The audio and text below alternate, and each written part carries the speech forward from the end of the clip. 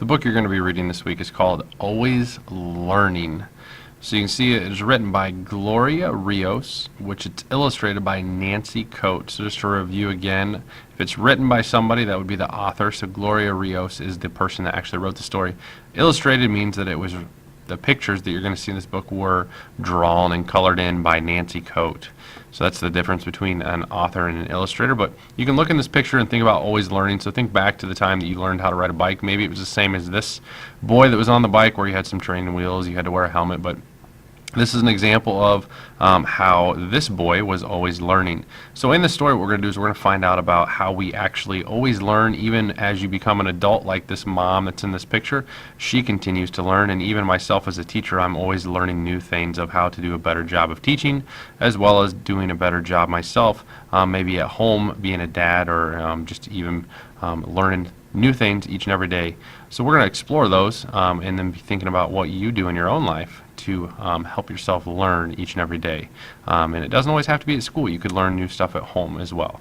So let's get started reading this book, Always Learning. So you can see here it says people are always learning. They start when they are just babies. Babies learn by exploring. This baby studies her toys and puts them in her mouth. When the family dog comes near her, she tries to learn about him too. So you might think that's kind of gross, again, thinking about a baby putting stuff in their mouth, but that's how they start out learning about stuff, is they put stuff in their mouth to explore it and see what is what's different about it and learn about the things that are around them. So you start just from when you're a baby, learning about the world around you. Babies learn from their families. Lisa's mother reads books to her. Lisa looks at the pictures and listens to the stories. That helps her learn new words. Lisa tries to walk like her brother. She is happy to learn new things. So again, you can tell this picture, this brother is helping the little sister. You can maybe think of some of the things that your parents do with you, like this example says Lisa's mother reads books to her, so maybe your parents still read books to you. Reading books at home, it does help you to learn new words, which it said here. It says that helps her learn new words. So again, you're always learning by continuing to read more books, and even mom and dad might read you some books to help you learn as well. Older children learn in many different ways. Children can learn by playing. They learn how to do puzzles and how to play games. They learn to run and jump and climb. Hector has learned to use his arms and legs to climb up high. So I'm looking here at this monkey bars, and what I'm actually thinking is at a recess, I had asked a couple people from class if they knew how to do the monkey bars in kindergarten, and they said no, that they learned in first grade how to do the monkey bars. So again, you learn in a lot of different ways. You might learn by playing new games. You might learn by doing puzzles. You might learn by just being able to get bigger and stronger and try new things on the playground. Children need help to learn some things. Parents teach them how to tie their shoes. Teachers teach children to read and write. Hector's big sister can teach him things too. She is teaching him how to ride a bicycle. So you can look at this picture and you can see when we first started talking about the beginning of the story on the front, we said that this was mom.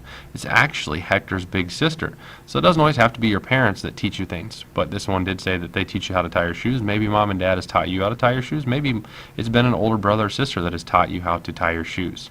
Maybe you are a big brother or a big sister and have taught maybe a little brother or a little sister how to do something. There's lots of things that we can learn, and there's lots of things that you can teach people too.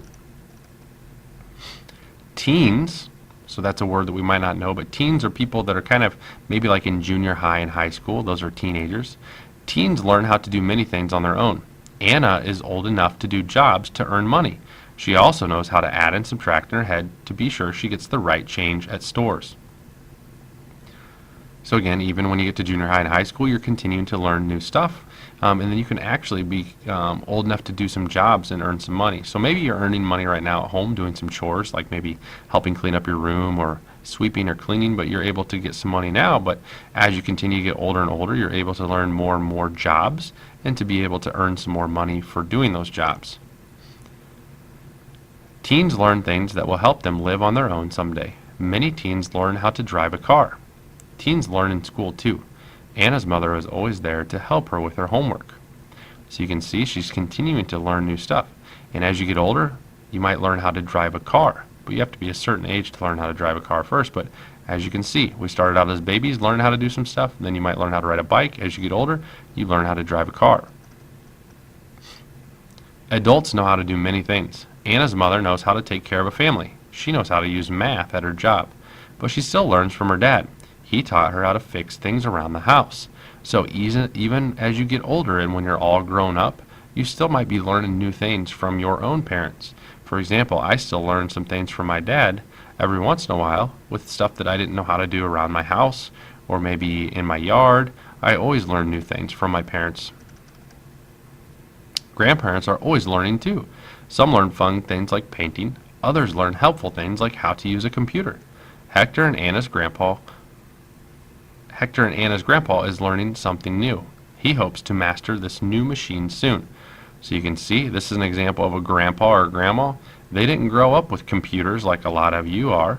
So this is something that this grandma or grandpa has to learn how to use now, even though you could probably be a professional at it and show them all of the neat things that you can do on a computer. He doesn't give up. He asks for help. There are some very good teachers in his family. Once he gets help, he knows just what to do. He is sure that he can learn more each day. After all, people are always learning. So again, this book was called Always Learning, and you can see that it doesn't stop after you're a baby. You're always continuing to learn. So from this book, now that we've finished this book, there's going to be an activity that you're going to do. So keep watching to find out what you'll be doing. You just finished listening to the book Always Learning.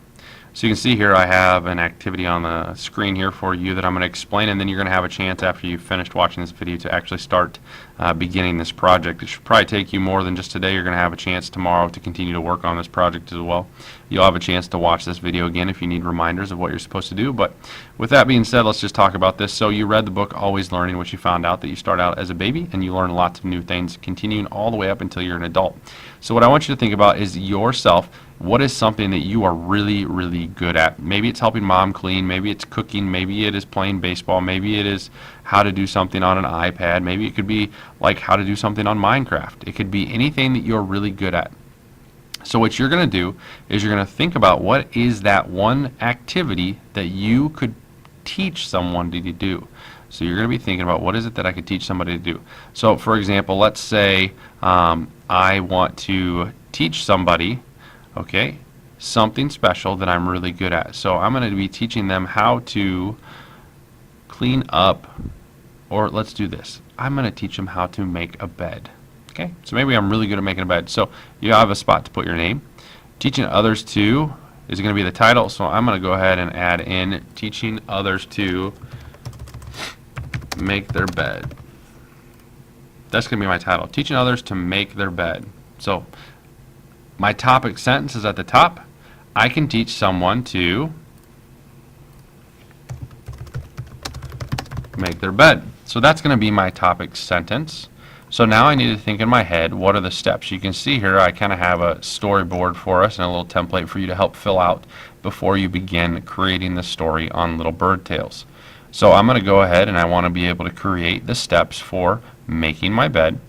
So I have first, next, then, and last. So what I would do is I would start by what's the first thing I need to do.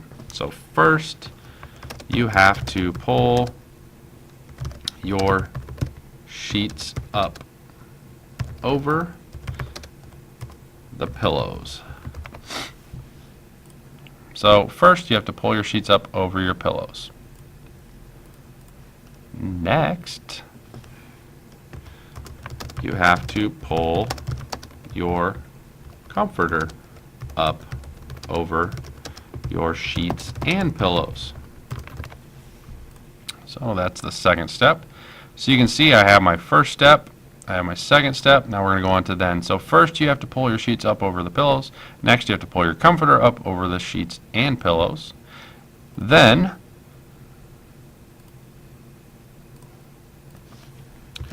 you have to tuck them in at the end and the sides of the bed. Last, you have to put your pillows on top. So that would be my steps for how to make a bed. After I've written my first, next, then, and last, after I've filled out my entire paper, I can draw a brief little picture for each one to help me. So let's say this is my bed, and I want to draw a picture of me pulling the sheets up over the bed. So I could go ahead and draw a picture in each of the little boxes to help me, but once I get this paper finished, I'm then going to use this paper to help me create my little bird tail. I have my title up at the top, I have my topic sentence, and then I have the rest. So each of these is going to be its own page. So your topic sentence will be page 1, first would be page 2, next would be page 3, what you wrote next to then would be page 4, and the last would be page 5. So you can go ahead and get started.